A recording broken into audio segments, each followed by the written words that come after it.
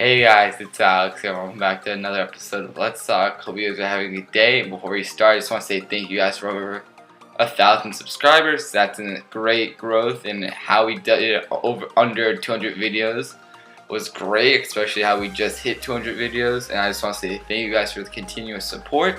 It means a lot, and if we can keep this channel from growing and keep making it bigger and bigger, and I can keep editing more and more and hopefully upgrade if the growth keeps coming, just please leave a like and hit the subscribe button.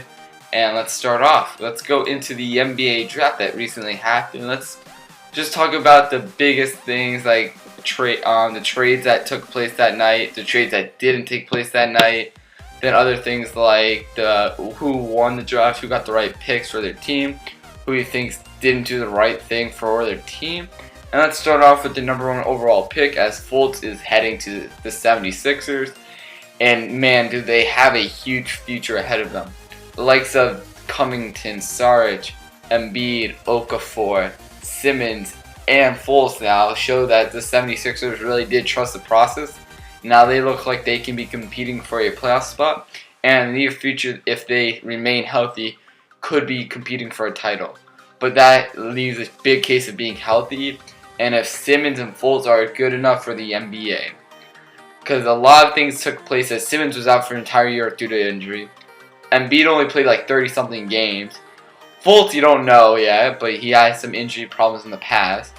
So it's just a big question mark. If the 76ers remain healthy, how good will they be?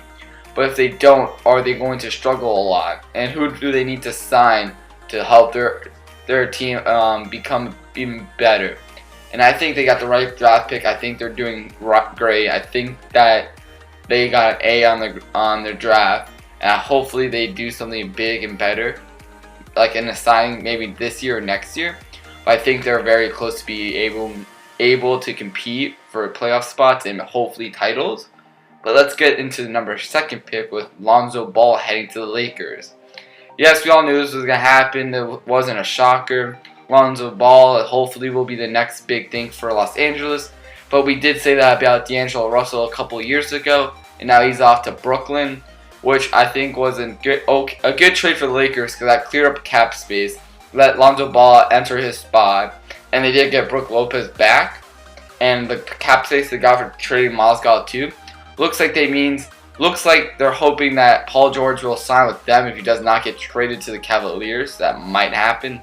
There's just rumors, but I don't think it will happen.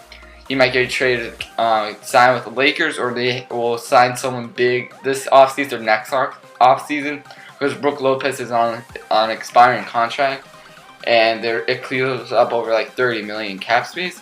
The only thing that sucks is D'Angelo Russell had a very good season and was probably one of the best Lakers on that team, on that roster. But now he has to go to Brooklyn, which kind of sucks because they don't look like they're going to get any better anytime soon. They don't have any picks until 2019 because they traded them all away in that very stupid trade with the Celtics for Kevin Garnett and Paul Pierce. And they just kind of lost their best talent, Brook Lopez. But hopefully D'Angelo Russell does well and makes a way he can get out, or like prove his worth and become someone good, and then maybe get traded or maybe sign with a new team. Or maybe he can do something well in Brooklyn. I don't know. Let me know if you think that trade as well. I'm a little iffy on it, but if Lonzo Ball works out, then I'm completely fine with the trade. But Magic Johnson has high praise for him, but I still don't know because his shot is very weird. But you've seen with other players like Sean Marion, it does work if you know how to master it. It's just that they just have really high expectations, especially for his rookie season. So if he doesn't meet those requirements, what will happen? And if the fans and will other people be iffy on if Lonzo Ball is that good? And now let's head over to the 3rd pick of the draft, and that was the Celtics. And they selected Jason Tatum. I think that was the right pick, even though I think Josh Jackson is better. And I think that would have been better for the Celtics. He just didn't have a workout with them, which I don't know why. But it shows you that there's some things going on with the Celtics. They just drafted a small forward, and he's a high-scoring small forward in college with Duke. But does that mean they're not going to go after Gordon Hayward or a very talented small forward, or like a Paul George or Gordon Hayward? Does that mean they don't sign that megastar yet? Does that mean that they're going to wait another year to get some more draft picks, or what are they going to do? I think that the Celtics got the right picked the right player, but I think this looks like he's either going to be benched, and now him and Jaylen Brown are not going to be able to get that many minutes if they do sign Gordon Hayward, or they just hopefully think that Jason Tatum comes in, plays extremely well, and that they don't need to sign a superstar. Just let me know if you think the Celtics took that another step to be able to beat the Cavaliers and be able to compete with the Warriors. I don't think they did with this draft, but they do have potential. And this free agency, they really do need to step it up for them to get a signing. But let me know what you think is going to happen. And now let's get on to some of the winners and losers of this draft. I think a team that you should look out for, or a team that did very well this draft day, was the Sacramento Kings. Selecting De'Aaron Fox and Frank Mason III was very good to add on to Buddy Hield. They're going to form a very good backcourt. And I think that trade to DeMarcus Cousins, I think DeMarcus Cousins is still, the trade wasn't the best. But if they keep their coach and just, they got the new stadium, they make some okay signings, just signings that help the team out where they need it, they can build a very young and talented team. And they could actually do some damage, but I don't know yet. It's a lot of question marks, but it looks like they're getting the right talent, and they look like that draft day really helped them start off their rebuilding process. But a team that looks like could either just had an extremely big draft was the Chicago Bulls. They traded away Jimmy Butler to the Timberwolves for only Zach LaVine. There's the 7th overall pick. And Chris Dunn. I think the Timberwolves won the trade by far. I think Timberwolves are going to be a playoff-ready team now. They have their own big three, like every other team's trying to get. With Andrew Wiggins, Karl-Anthony Towns, and now Jimmy Butler, I think they hit it perfectly with the right signing. And I think he's going to be great for Minnesota, especially meeting up with Tom Thibodeau again. And I think the Timberwolves are going to be very good, and I think that was what they needed. They needed a superstar to add on to Karl-Anthony Towns and Andrew Wiggins, so I think they're set. Good job by the Timberwolves, and I think they're going to be playoff ready. I just look at the Bulls, and I just have question marks. Zach LaVine's coming off of an ACL injury. Yes, he could be back to where he was, performing very well and do good in Chicago, but ACL injury is very hard to come back and play as good as he was. And so, he's just a question mark. So is Chris Dunn. Chris Dunn had a lot of promise before the season started, but I heard someone say this on about Chris Dunn, that they kept Ricky Rubio and traded Chris Dunn. That's when you know that Chris Dunn was not doing good enough, or is not performing past expectations, because they've been trying to trade Rubio for years. And if they didn't trade the person that was supposed to replace Rubio and just kept Rubio, and they thought he did better and looked better when Chris Dunn was on the court when he was off it, shows you that Dunn did not excel that first season. Yes, he has the potential, but like I said, if the Timberwolves think that Rubio did better than Dunn, obviously it means something happened, that something went wrong with Dunn's progress, and hopefully he develops in Chicago. And their pick, Anderson, looks like he can be solid, but it's just a question mark. You just don't know how they're going to perform, the Bulls, especially keeping Wade's $24 million salary. That's why the Heat didn't sign him again. I just don't know. I think the Bulls are going to are going to rebuild now, and I think the Timberwolves are playoff ready. And now let's head over to South Beach with Miami selecting Bam as the replacement for their power forward like Willie Reed. I think this was a good pick, but I do think that they should have gone for like a TJ Leaf kind of player. A player that can shoot the 3 ball and spread the ball. Not the same exact player as Hassan Whiteside. That I think will leave struggles in the future, but in the end, if I trust Pat Riley and Eric Spoelstra a lot, and hopefully they develop him correctly. And yeah, let me know who else think won the NBA draft, who lost it. A team that I'm very questionable about is the Knicks when they picked Frank Ntilikina as their player. He's just like a Porzingis, came out of Europe. No one really knows much about him. He has a lot of risk as a bust, but has a lot of potential. He's very young still, and I think he's going to do good. I think that if this guy is pretty much Phil Jackson's way of staying with the Knicks or getting fired, because if he does not perform well this rookie season, he's gone. But if he does perform well and plays like another Porzingis, Phil Jackson has his spot for a little while. But then again, a lot of people hated on this guy and they hated on Porzingis. Look what he did. And if they don't trade Porzingis, I think that's good, because if they trade Porzingis, all hell is loose in New York. But I think that, let me know what you think about them and what you else think about your teams. If you leave a comment about what you want me to react on your team, I can go over it and say what I believe. I just want to just show the highlights of some teams and what I think were the winners and some maybe losers of the draft. Let's get on to NHL news, as their draft took place.